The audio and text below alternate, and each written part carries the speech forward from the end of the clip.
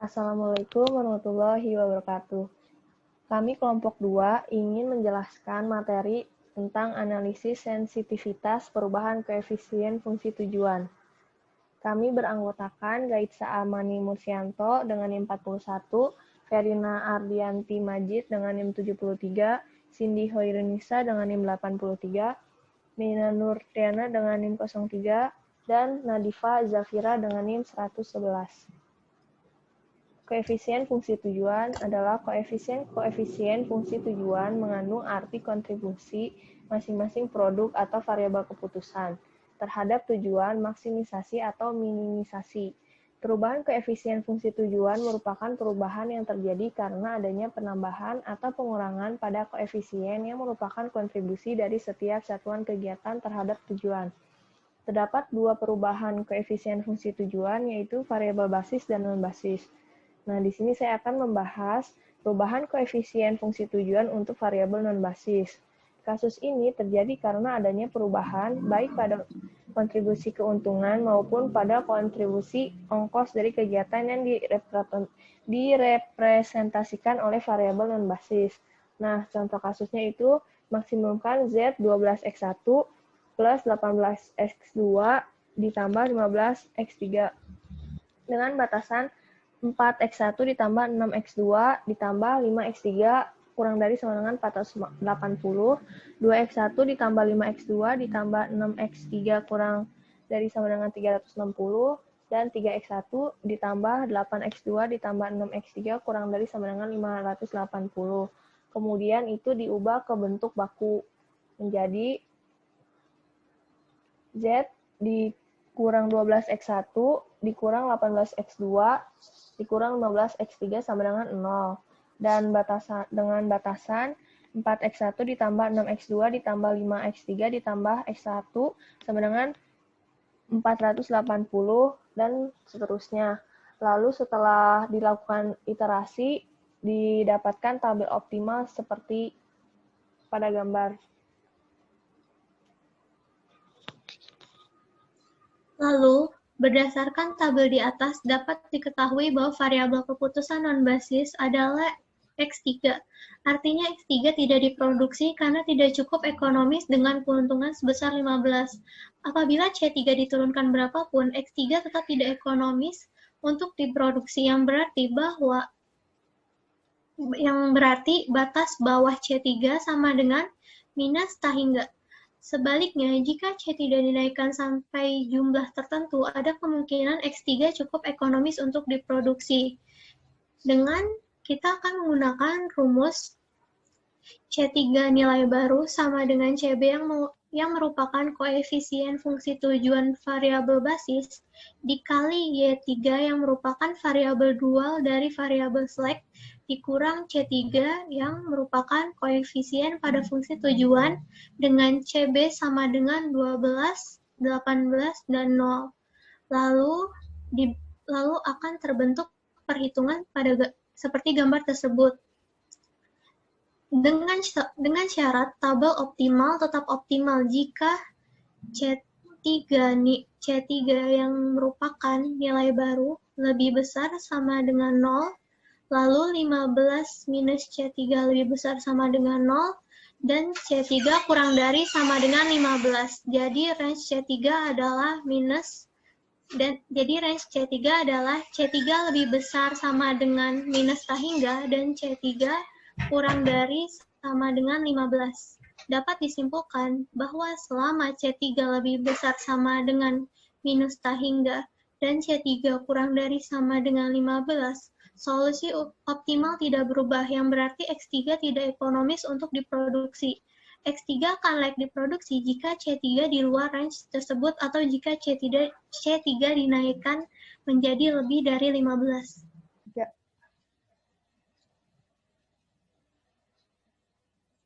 Berikutnya, saya akan membahas mengenai perubahan koefisien fungsi tujuan untuk variabel basis. Mengubah koefisien fungsi tujuan variabel basis artinya mengubah CBV sehingga beberapa koefisien pada baris 0 dari tabel optimal akan berubah.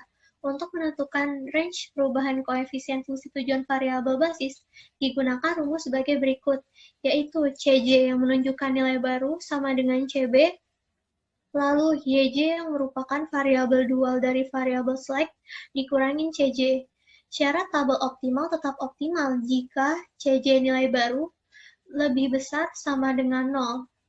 Lalu dari rumus tersebut saya mengambil contoh kasus maksimumkan Z sama dengan 200X1 ditambah 160X2 dengan batasan 30X1 kurang dari sama dengan 1500, lalu 40X1 ditambah 20X2 kurang dari sama dengan 2500, dan 20X1 ditambah 25X2 kurang dari sama dengan 2000.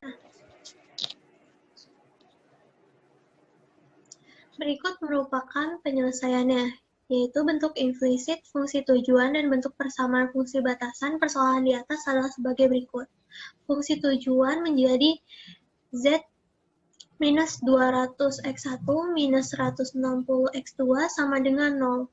Lalu batasannya menjadi 30X1 plus X1 sama dengan 1500, lalu 40X1 plus 20X2 plus X2 sama dengan 2500, dan 20X1 plus 25X2 plus X3 sama dengan 2000. Lalu dari beberapa iterasi terbentuklah tabel optimal seperti pada gambar berikut. Berdasarkan tabel optimal di atas, dapat diketahui bahwa variabel basisnya adalah X1, X2, dan X1. Sedangkan variabel non-basisnya adalah selain dari X1, X2, dan S1, atau X2 dan X3. Koefisien fungsi tujuan variabel basis adalah C1, C2, dan C3. Akibat perubahan koefisien fungsi tujuan variabel basis, perlu dianalisis seberapa besar koefisien C1 dan C2 dapat berubah atau dinaikkan dan diturunkan tanpa mempengaruhi solusi optimal. Sedangkan C3 tidak perlu dianalisis karena C3 adalah koefisien fungsi tujuan variabel S1 yang besarnya dapat dipastikan 0.